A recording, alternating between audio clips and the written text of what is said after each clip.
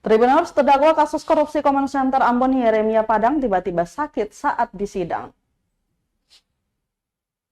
Sidang perdana kasus dugaan korupsi anggaran Dinas Komunikasi Informasi dan Persandian atau Diskominfo Ambon dan pengadaan Command Center digelar di Pengadilan Tipikor pada Pengadilan Negeri Ambon Selasa 2 April 2024. Namun di tengah jalannya pembacaan dakwaan oleh Jaksa Penuntut Umum atau JPU, salah satu terdakwa yaitu Yeremia Padang.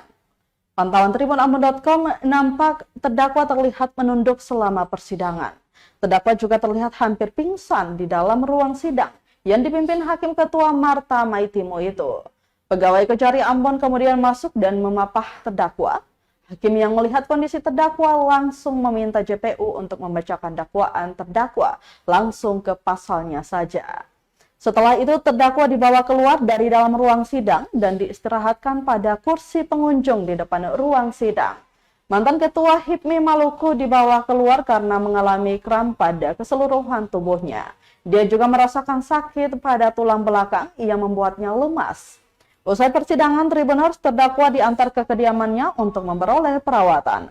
Sementara itu, Kepala Kejaksaan Negeri Ambon Adrian Syah yang dikonfirmasi usai persidangan melalui sambungan telepon mengatakan saat ini terdakwa dipulangkan ke rumahnya. Pasalnya status terdakwa merupakan tahanan kota.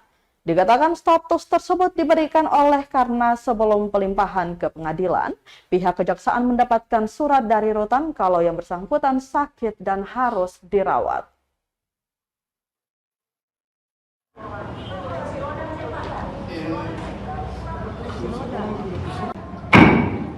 Download Tribun X sekarang, menghadirkan lokal menjadi Indonesia.